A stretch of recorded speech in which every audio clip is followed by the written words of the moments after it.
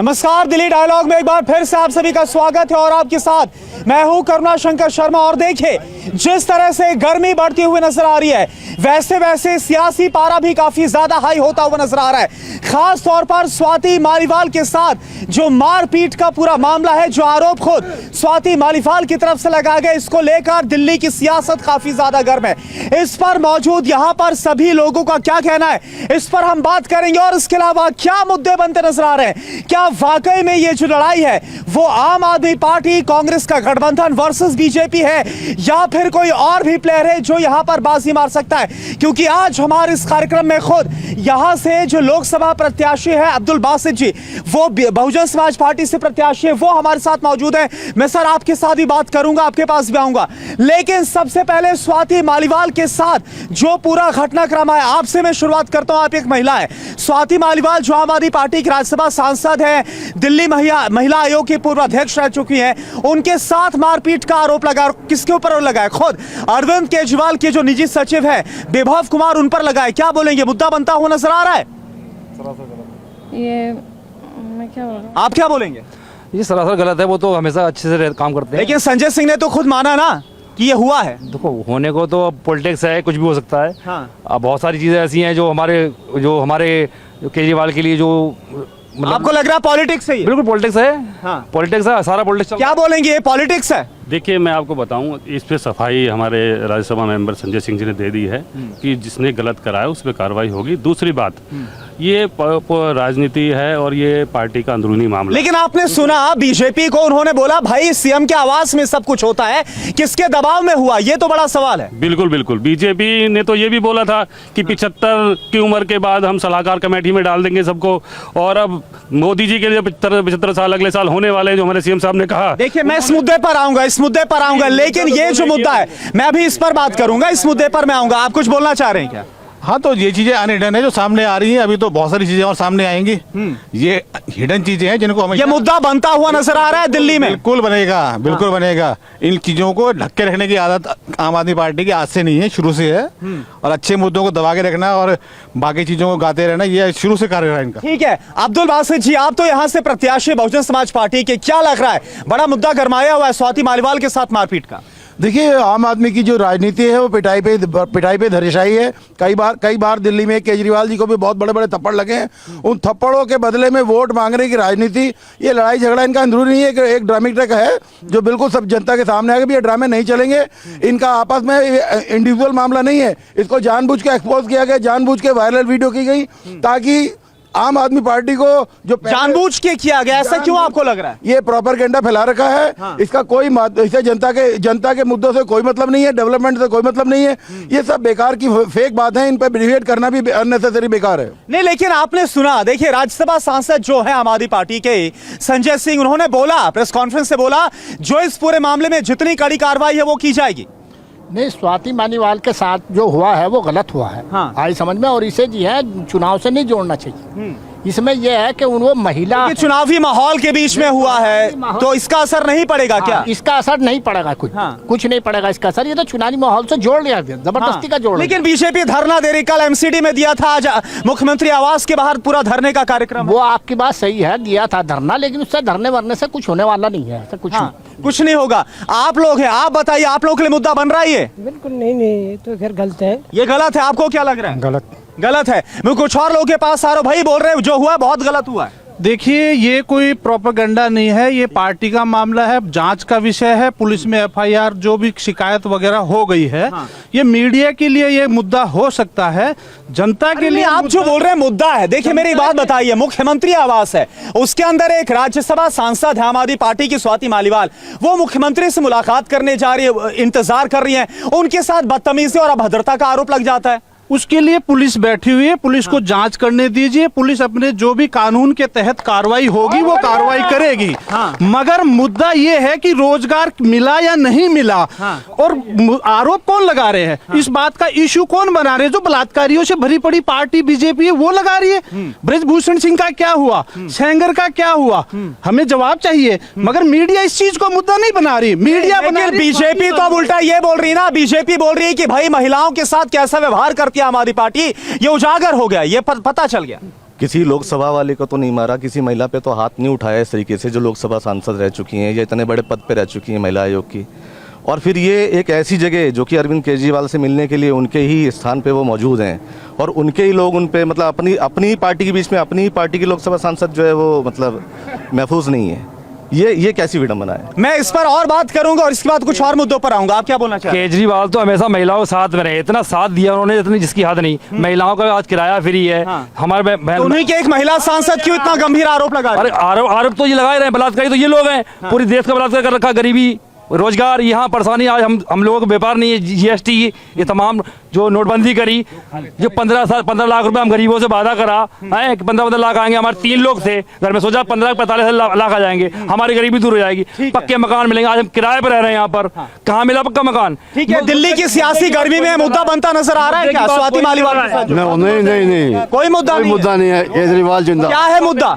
बिजली, पानी, स्वास्थ्य, ये मुद्दा है। ठीक है, आप क्या बोल रहे हैं? पानी के बिल 9,000 के आ रहे हैं, मैं खुद अपना जमा करके। लेकिन बिजली पानी तो फ्री होने का दावा है हमारी जीरो फ्री है, कोई फ्री नहीं है। झूठ बोल रहे हैं? बिल्कुल झूठ, सफेद झूठ। क्या बोल रहे हैं आप? बहुत गलत बात, बिल्कुल एकदम। बिल्कुल कोई ये मुद्दा है ना जो बहुजन समाज पार्टी आप किन मुद्दों को लेकर जा रहे हैं? इस नूरा कश्ती का खेल दोनों पार्टियों को बाइकआउट कर रही है दिल्ली की जनता। इतना बुरा हाल है, इनके नेता घर से बाहर नहीं निकल पा रहे। और बल्कि मैं आपको बताऊं, कई देश में कई जगह बीजेपी नेताओं के पीछे तो जूते लेके लोग भाग रहे हैं। बेकार है सब। देखिए देश को केजरीवाल ने तो बहुजन समाज पार्टी फाइट दे रही है। बिल्कुल 100% सातों कैंडिडेट बसपा के जीत के आ रहे हैं। आप बहुत बड़ा दावा कर रहे हैं। बहुत साइलेंट वोट है हमारा, बहुत जिम्मेदारी के साथ।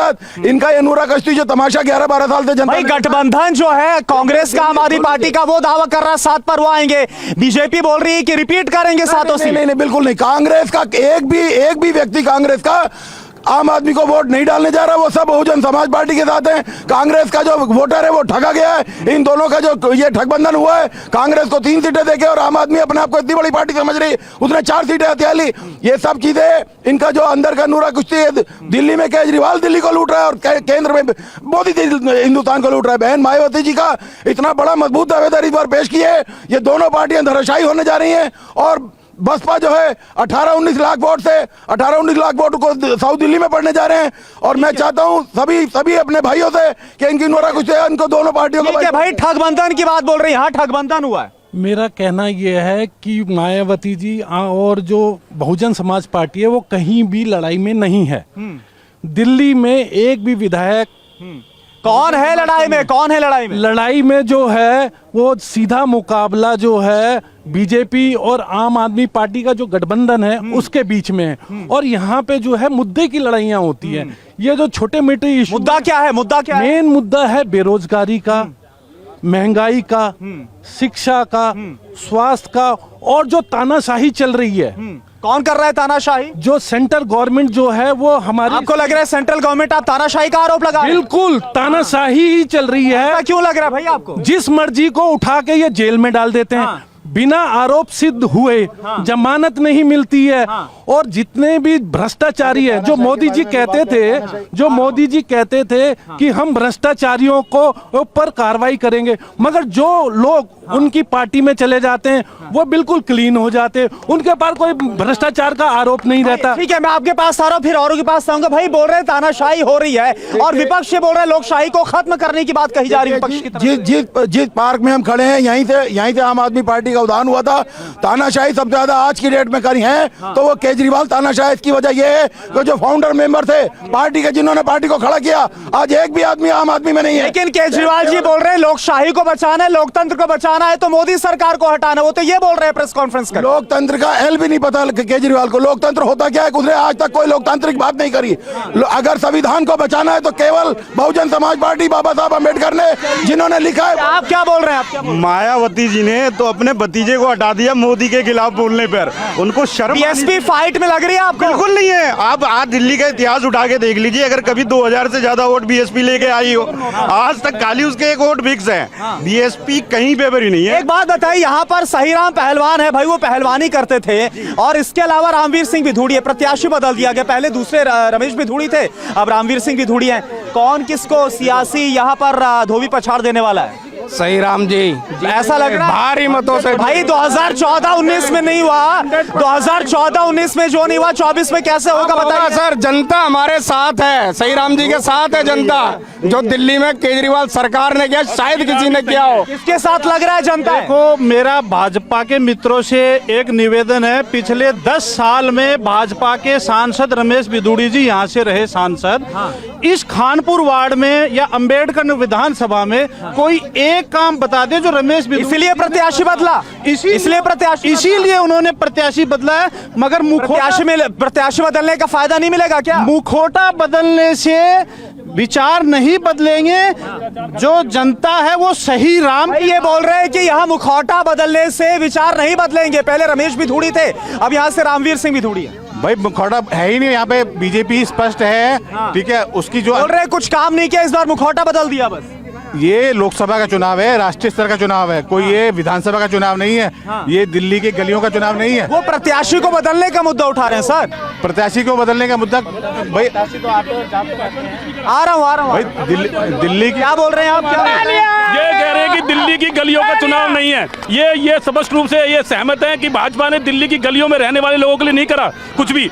अरविंद केजरीवाल में उसके अपोजिट दिल्ली की जनता के लिए, दिल्ली के लोगों के लिए, उनके वो उन्होंने चाहे नाली हो, चाहे बिजली हो, चाहे पानी हो, चाहे स्वास्थ्य हो, चाहे ट्रांसपोर्ट हो, हर चीज में जनता के लिए करा है और जनता उनसे बहुत ज्यादा खुश है। और इस बार 7 की 7 सीटें आम आदमी पार्टी और काम हुआ है, काम हुआ है। इलेक्ट्रल बॉन्ड मुद्दा है, दिल्ली की जनता जान चुकी है। इलेक्ट्रल बॉन्ड बहुत बड़ा घोटाला है। हाँ, घोटाला हुआ, आपको ये लग रहा है? इलेक्ट्रल बॉन्ड टोटल घोटाला है और उसके खिलाफ वोट देगी जनता। क्या लग रहा है आपको, क्या मुद्दा बन रहा है? जो काम केजरीवाल जी ने किए दिल्ली जनता के लिए, आज तक के इतिहास में कोई नहीं कर पाया, कोई पार्टी नहीं कर पाई। आप बताइए, जो काम केजरीवाल जी ने कहा काम हुआ है? काम हुआ है। यहाँ पर क्या काम किया गया? साउथ दिल्ली में बहुत काम करा, डिस्पेंसरी खोल दी बुजुर्गों के लिए। एक सेकेंड आ रहा हूँ। वो राशन, गरीबों को राशन मिल रहा था, उनका राशन बंद कर दिया। क्या बोल रहे हैं आप? मोहल्ला क्लिनिक खोल दिया, बिजली पानी सब कुछ, तो फिर ये क्या चाहिए आदमी? लेकिन भाई सबसे बड़ा मुद्दा, एक सेकेंड आप बोल रहे हैं, लेकिन इस लोकसभा चुनाव में सबसे बड़ा मुद्दा तो शराब घोटाला बनता नजर आ रहा है, जिसका आरोप आम आदमी पार्टी पर लग रहा है। कल दिल्ली हाई कोर्ट में